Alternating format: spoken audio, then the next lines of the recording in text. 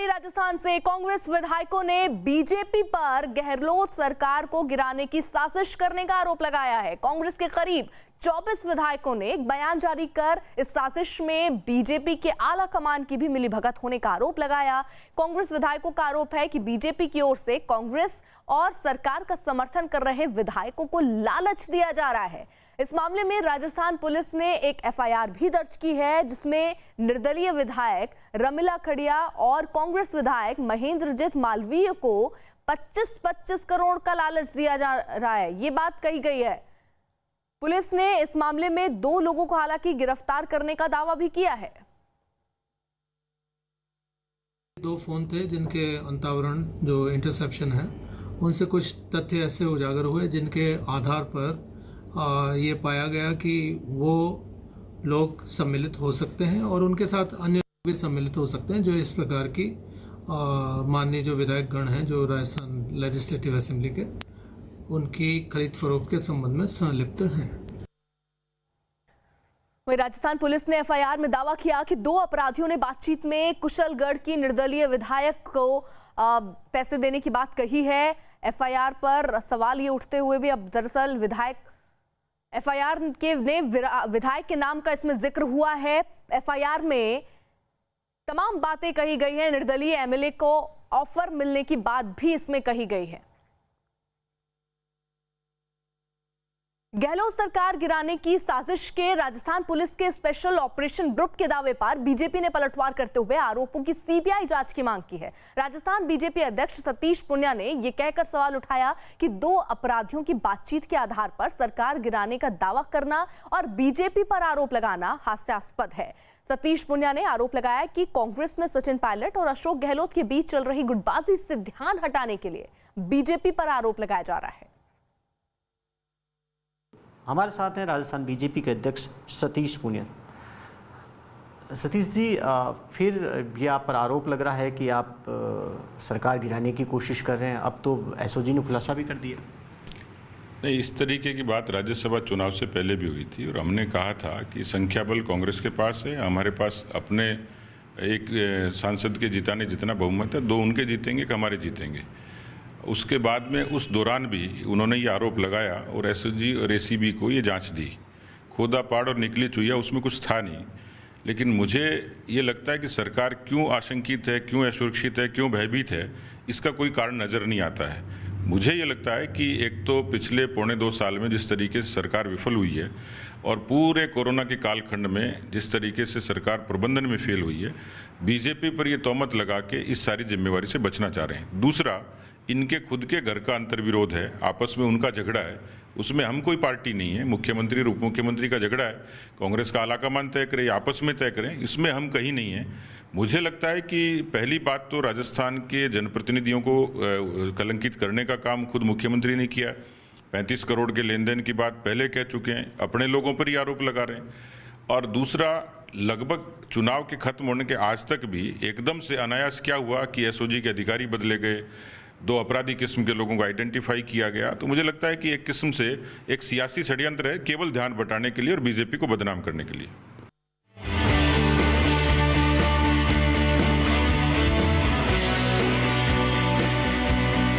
एक तरफ चीन सीमा पर जमावड़ा कर रहा है तो हम दूसरी तरफ अपनी तरफ इंफ्रास्ट्रक्चर भी डेवलप कर रहे हैं ताकि मौका पड़ने पर जल्दी से जल्दी सैनिकों तक सैनिक साजो सामान पहुंच सके।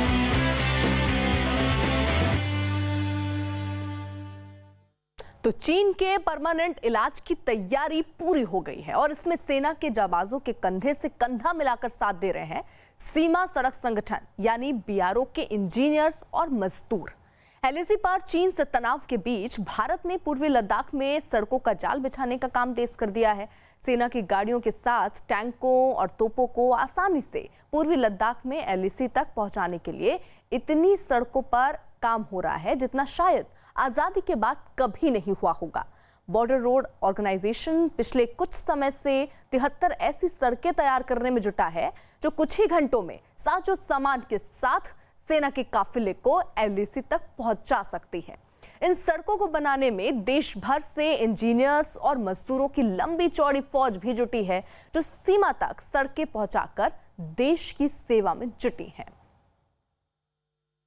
इन ऊंचे ऊंचे पहाड़ों का सीना चीरकर हजारों फुट की ऊंचाई पर सीमा सड़क संगठन जब ऐसी सड़कें बनाता है तो चीन के सीने में दर्द होने लगता है। दर्द इसलिए होने लगता है कि युद्ध की स्थिति में भारत की सेना घंटों में अपने सैनिक साजो सामान, टैंक और तोपों के साथ, हथियारों के साथ लाइन ऑफ एक्चुअल कंट्रोल पर पहुंच जाएगी। और भारतीय सेना एक बार अगर लाइन ऑफ एक्चुअल कंट्रोल पर पहुंच गई तो चीन की दादागिरी नहीं चलेगी। इसीलिए बीआरओ सीमा सड़क संगठन देखिए कितनी मुश्किल हालात में सैकड़ों किलोमीटर लंबी सड़कें और पुल बनाता है। और जब लाइन ऑफ एक्चुअल कंट्रोल के आसपास भारी संख्या में सड़कें बनने लगी, पुल बनने लगे, तो चीन में हड़कंप मच गया। चीन में पिछले कुछ महीनों से हड़कंप मचा हुआ है। चीन की सेना और वहां के नेताओं को समझ में नहीं आ रहा है कि पूर्वी लद्दाख में भारत के मजबूत होते इंफ्रास्ट्रक्चर का कैसे जवाब दिया जाए, क्योंकि भारत ने चीन को उसी की भाषा में जवाब देना शुरू कर दिया है। चीन ने जिस तरह से तिब्बत में सड़कों का जाल बिछाकर एलएसी तक अपनी पकड़ मजबूत बनाई है, अब भारत ने भी उसी तरह से पूर्वी लद्दाख में अपनी सेनाओं की पहुंच को आसान करने के लिए सड़कें बनानी शुरू कर दी हैं। तो चीन अब परेशान हो गया है।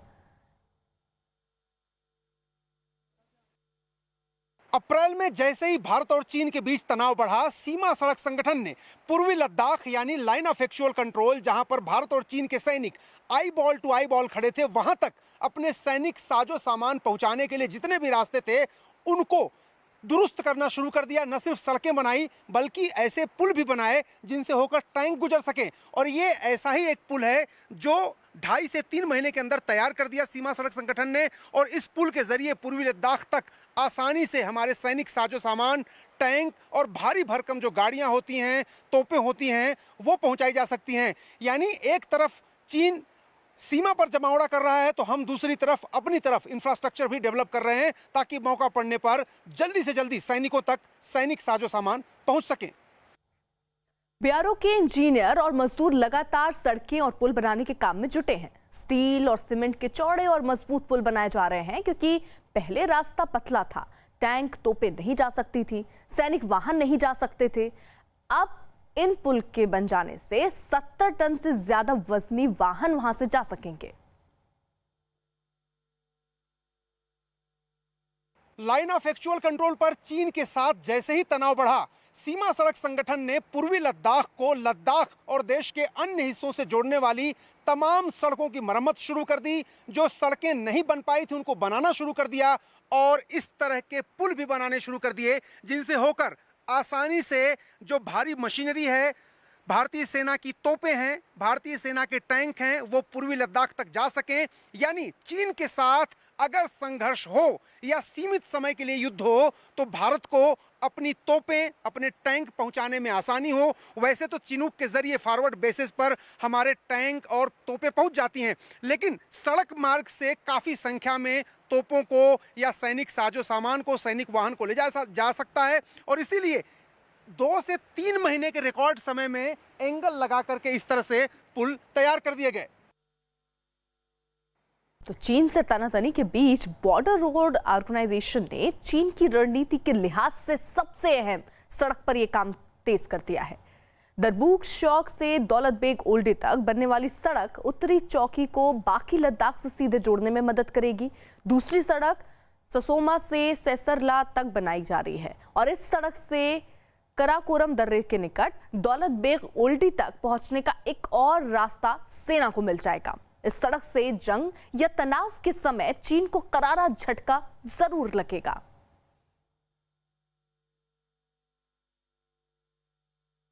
ये अभी तो होने वाला है, 1 साल से तो नहीं हुआ, फिर भी जल्दी हो गया। अभी क्यों जल्दी कर रहे हैं आप लोग? अभी कहने वाला कहता है उधर चीन के साथ उधर यहाँ से गाड़ियाँ जाने, बड़े बड़े टैंक, बड़े बड़े तोपे, ये सब ले जाने के लिए बड़ा बना रहा है। अच्छा, इसीलिए तो कब तक ये तैयार हो जाएगा? अभी हो गया समझो जी। अच्छा, 15-20 दिन तक। और भी कितने पुल बनाए आप लोगों ने? पहले पुल नहीं थे, सड़कें नहीं थी, क्या फिर नए सिरे से बन रहे चीन की वजह से? बहुत बना, 20-30 पुल बनाया होगा अंदाजा।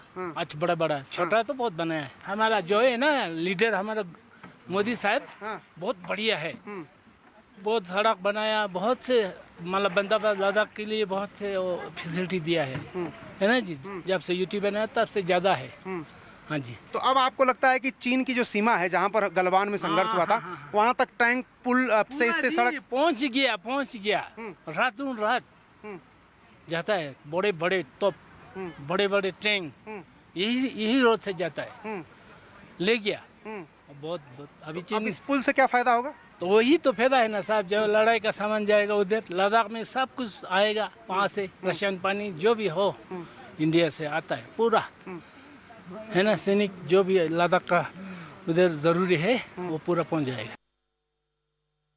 तो सेना की जरूरत को देखते हुए भारत सरकार ने बॉर्डर रोड ऑर्गेनाइजेशन को पूर्वी लद्दाख में LAC तक सीधी पहुंच के लिए सड़कों का जाल बिछाने के आदेश दे रखे हैं।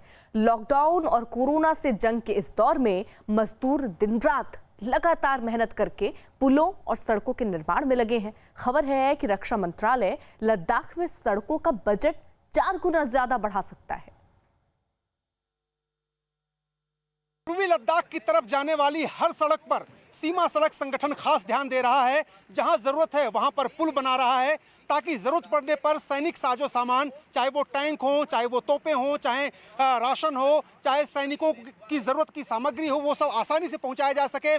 चीनी हेलीकॉप्टर के जरिए भी ये सब चीजें पहुंचाई जाती हैं, लेकिन फिर भी जितने रास्ते हैं उन सभी रास्तों को मजबूत बनाया जा रहा है। और जहां हल्के पुल थे या जर्जर पुल थे उनको हटा करके इस तरह से देखिए RCC के बहुत ही मजबूत पुल बनाए जा रहे हैं, जिनसे होकर के आसानी से टैंक भी गुजर सकते हैं, तोप को ले जाने वाली बड़ी बड़ी भारी भरकम सेना की गाड़ियां भी गुजर सकती हैं। ये देखिए एक छोटा सा नाला है, और नदी तो नहीं है, ये एक छोटा सा नाला है, और उस नाले के ऊपर ये पुल लगातार बन रहा है। जल्दबाजी है इस पुल को बनाने की, क्योंकि BRO को कहा गया है कि जल्दी से जल्दी इस पुल को पूरा कर लें। और आप देखिए इस तरह से गिट्टी यहाँ पर अभी अभी ढाली गई है, मशीन यहाँ पर लगी हुई है, और एक छोटा सा वैकल्पिक मार्ग भी बना दिया गया है ताकि और लोग आ जा सकें, आवागमन जारी रहे। बहुत सारे ऐसे लोग हैं जो रात दिन मेहनत कर रहे हैं ताकि समय पर ये पुल बनकर तैयार हो जाए। तो चीन के साथ एक तरफ सीमा पर तनाव है, दूसरी तरफ हिंदुस्तान पूर्वी लद्दाख जाने वाले सारे रास्तों को अच्छी तरह से डेवलप करना चाहता है, उनकी पहुंच बनाना चाहता है, सड़क और पुल बनाना चाहता है। एक रिपोर्ट के मुताबिक लद्दाख में सड़कों के काम का एक और दौर भी जल्द शुरू होने वाला है। फेज 2 में इंडो चाइना बॉर्डर रोड पर 32 सड़कों का निर्माण होना है। गृह मंत्रालय सूत्रों के मुताबिक इन सड़कों के निर्माण कार्य को सारी एजेंसियों के सहयोग से और ज्यादा गति दी जाएगी। पूर्वी लद्दाख को जोड़ने के लिए सिर्फ नई सड़कें ही नहीं बनाई जा रही हैं, बल्कि इन सड़कों पर जो पुल कमजोर थे या जर्जर थे उनको हटा करके मजबूत और नए पुल भी बनाए जा रहे हैं। आप देख सकते हैं यहाँ पर एकदम नया पुल बना है, और यहाँ पर अभी भी काम चल रहा है। जो मजदूर हैं वो अभी भी इस पुल को अच्छी तरह से बनाने में लगे हुए हैं। हालांकि अब ये सेना के साजो सामान के जाने लायक हो गया है। टैंक ले जाना हो, या फिर तोप ले जानी हो, या बड़ी आर्टिलरी ले जानी हो, मजबूत सामान ले जाना हो, सेना की बड़ी गाड़ियां ले जाना हो। हमारे साथ यहाँ पर एक मजदूर हैं जो यहाँ काम कर रहे हैं। आपका नाम क्या है? शंभू देहरी। कहाँ से आए आप? झारखंड से। तो ये बताइए कितना जल्दी काम हो जाएगा, कितने दिन का काम बचा हुआ है? काम अभी ये महीना भर का काम बचा हुआ है इधर। अच्छा, बाकी का काम खत्म हो गया अभी। ये पुल कितना मजबूत है? क्या इससे टैंक वगैरह या सेना के जो मजबूत वाहन होते हैं वो जा सकते हैं? हाँ वो जा सकता है, क्योंकि पिछले साल ही बना है, इसीलिए जा सकता है। आना जाना होते रहता है, इसीलिए आर्मी वाला कोई भी सामान भी जा सकता है, इसमें लोड सामान भी जा सकता है। तो ये पुल तो काफी दिनों से बन रहा था, लेकिन इतनी जल्दी तेजी क्यों आई? क्यों तेज? आपको कुछ बताया गया कि जल्दी बनाने के लिए क्यों बोला गया? वो तो हमको नहीं बताया गया। हमको इतना जानकारी है कि ये चाइना की वजह से जल्दी बनाया गया है। चाइना में हिंदुस्तान में जो लड़ाई हो रहा है उसकी वजह से ये जल्दीबाजी हुआ है। अच्छा, तो ये देखिए नीचे मजदूर आप देख सकते हैं कि लगातार काम कर रहे हैं। यहाँ पर 24 घंटे काम हो रहे हैं। झारखंड से मजदूर आए हुए हैं और ये इस पुल को जल्दी से जल्दी बना करके ख़त्म करना चाहते हैं। तो भारतीय सेना और सीमा सड़क संगठन ज़बरदस्त तैयारी कर रहे हैं ताकि अगर ज़रूरत पड़े तो पूर्वी लद्दाख यानी भारत चीन सीमा तक सैनिक साजो सामान आसानी से पहुंचाया जा सके। भारत कुल 73 सड़कें बना रहा है जो पूर्वी लद्दाख को बाकी देश से जोड़ती है। यहाँ तक कि गलवान के पास एक नदी पर पुल बन रहा है जिसकी वजह से चीन भड़क गया है और उसने भारतीय जवानों पर हमला कर दिया, लेकिन भारत ने भी चीन को मुंहतोड़ जवाब दिया है।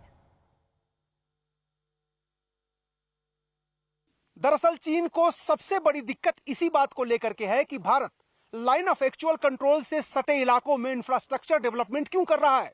क्यों इस तरह के लंबे लंबे रोड बना रहा है, पुल बना रहा है? भारत कुल 73 सड़कें बना रहा है जो पूर्वी लद्दाख को हिंदुस्तान से जोड़ती हैं, और यही चीन की परेशानी का सबब है। ऐसी ही एक रोड जो बन रही थी दुरबुक, श्योक, दौलत बेग, ओल्डी तक, 255 किलोमीटर के आसपास की इस रोड पर भी चीन ने कई बाधाएं खड़ी करने की कोशिश की।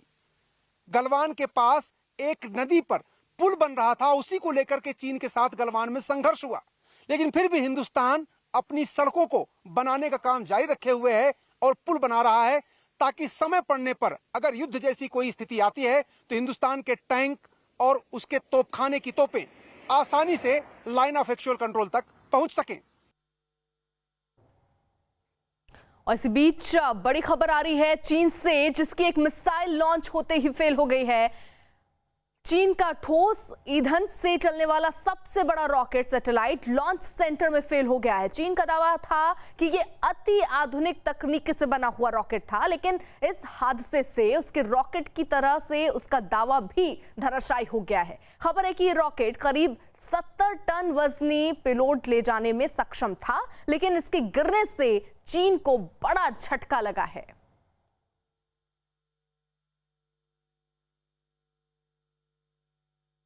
और अब बात उत्तराखंड की। उत्तराखंड के मुनस्यारी में पानी की तेज धार में फंसकर एक गाड़ी बरसाती नाले में पलट गई। बताया गया कि गाड़ी देहरादून की तरफ से आ रही थी, लेकिन भारी बारिश की वजह से कुछ जगहों पर बरसाती नाले उफान पर आ गए, जिसकी वजह से सड़कों पर पानी ऐसा बहता दिखाई दिया मानो वहां कोई झरना तेज रफ्तार में पहाड़ों से गिर रहा हो। सड़कों पर भी पानी काफी तेज रफ्तार से बहता दिखा। पानी का बहाव इतना तेज था कि किसी के लिए भी सड़क को सुरक्षित पार कर पाना मुश्किल दिख रहा था। लेकिन जब गाड़ी सवार ने पानी के बहाव के बीच से गाड़ी को निकालने की कोशिश की तो गाड़ी पलटकर नीचे जा गिरी। हालांकि राहत की बात यह रही कि हादसे के समय वहां आसपास लोग मौजूद थे, जिन्होंने गाड़ी में सवार दोनों लोगों को बचा लिया।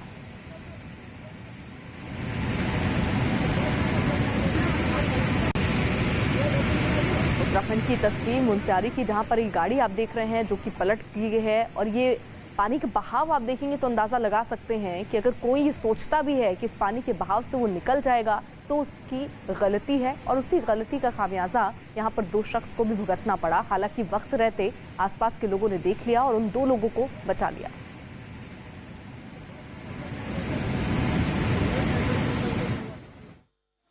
उधर अरुणाचल प्रदेश के पूर्वी सियांग इलाके में बाढ़ के पानी में फंसे पति पत्नी को बचा लिया गया। भारी बारिश की वजह से वहां सियांग नदी उफान पर आ गई, जिसके बाद नदी का पानी आसपास के इलाके में तेजी से फैलता चला गया। इस दौरान बाढ़ के पानी में फंसे लोगों को निकालने के लिए पुलिस के साथ राहत और बचाव की टीम मौके पर पहुंची और एक पुल के ऊपर से रस्सियों की मदद से दोनों लोगों को निकालने की कोशिश में जुट गए। इस दौरान भी बारिश काफी तेज हो रही थी, हर तरफ पानी ही पानी नजर आ रहा था। रस्सियों की मदद से पहले महिला को खींचकर ऊपर लाया गया और उसके बाद महिला के पति को भी बचा लिया गया।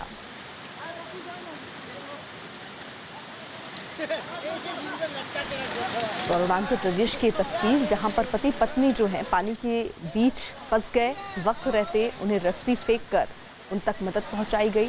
पहले पत्नी को बाहर निकाला गया और फिर पति को भी सुरक्षित बाहर निकाल लिया गया।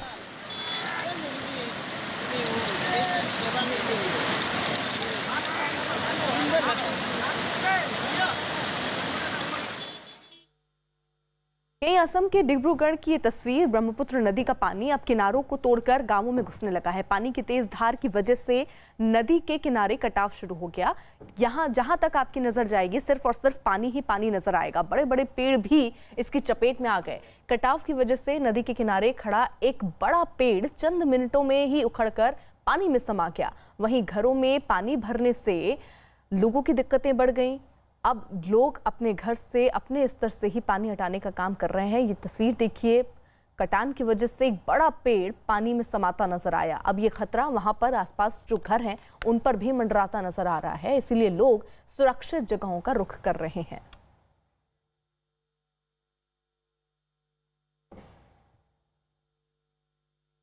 ये तस्वीर असम की, जहां पर कटान के बाद भारी भरकम पेड़ जो है वो पानी के तेज बहाव में देखते ही देखते जलमग्न होता नजर आ रहा है। पहले ये कटान की वजह से पेड़ पानी में गिरता है और उसके बाद पानी इसे अपने आगोश में लेती हुई नजर आती है। यानी कटान की वजह से अब बड़े बड़े पेड़ भी पानी में समाते नजर आ रहे हैं और यही खतरा आसपास के घरों पर भी मंडराता नजर आ रहा है।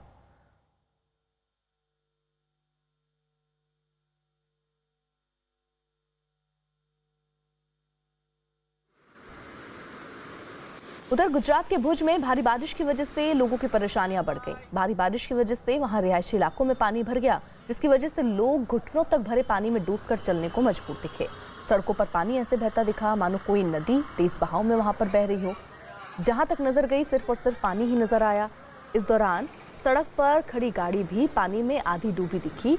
भारी बारिश की वजह से सड़क किनारे मौजूद दुकानों में भी पानी भर गया, जिसकी वजह से अब लोगों को और दिक्कतें बढ़ती जा रही हैं, क्योंकि रिहायशी इलाके में पानी घुसने से अब लोग कहाँ जाएं, कहाँ रहें, ये एक बड़ी चुनौती लोगों के सामने खड़ी हो गई है।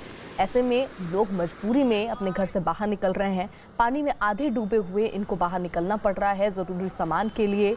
अब दुकानों तक पानी पहुंच चुका है। हालांकि प्रशासन का दावा है कि जल्द से जल्द पानी को कम कर लिया जाएगा, पंप की मदद वहाँ पर ली जा रही है, लेकिन जो लोग हैं वो फिलहाल अपने स्तर से ही दुकानों से पानी निकालने की कोशिश कर रहे हैं।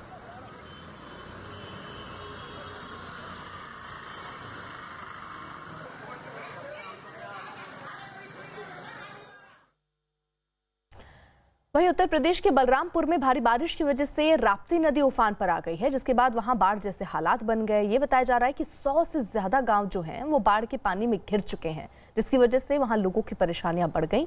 बाढ़ के पानी में कई गांव भी डूबे दिखे। फसलें पूरी तरीके से बर्बाद हो गई हैं। सड़कों पर जहां गाड़ियां रफ्तार से चलती थी, आज पानी की रफ्तार दिख रही है।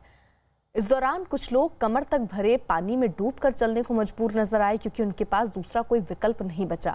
हालांकि स्थिति को समझते हुए कुछ लोग पहले ही सुरक्षित ठिकानों के लिए चले गए, लेकिन अभी भी कुछ लोग ऐसे हैं जिनके पास जाने के लिए कोई जगह नहीं है। उम्मीद की नजर से सिर्फ वो प्रशासन को देख रहे हैं। उत्तर प्रदेश के बलरामपुर की ये तस्वीर, जहां पर 100 गांव जो हैं वो बाढ़ की चपेट में आते हुए नजर आ रहे हैं और यहां पर रहने वाले जो लोग हैं वो बेहद परेशान इस बात से हैं कि अब गांव में पानी भरने के बाद आखिरकार वो जाएं तो जाए कहां। तो उत्तर प्रदेश के बलरामपुर की तस्वीर, जहां पर भारी बारिश के बाद ये स्थिति बनी है। अब लोग ये भी उम्मीद कर रहे हैं कि जल्द से जल्द जो पानी है उसका स्तर कम हो, क्योंकि रोजमर्रा के कामों के लिए भी वो घर से बाहर नहीं निकल पा रहे हैं।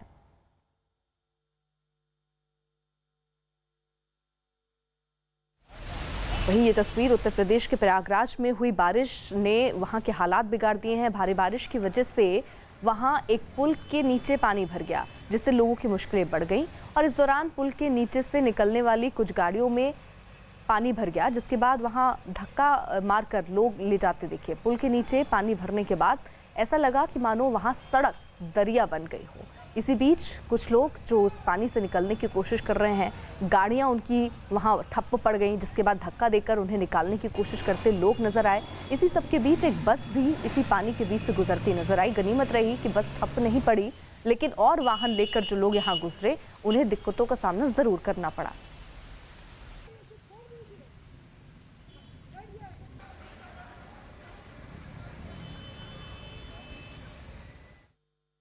उधर पूर्वी चीन के फुजियान इलाके में भारी बारिश और बाढ़ से हालात बिगड़ गए। वहां पूरा इलाका बाढ़ के पानी में डूबा नजर आया।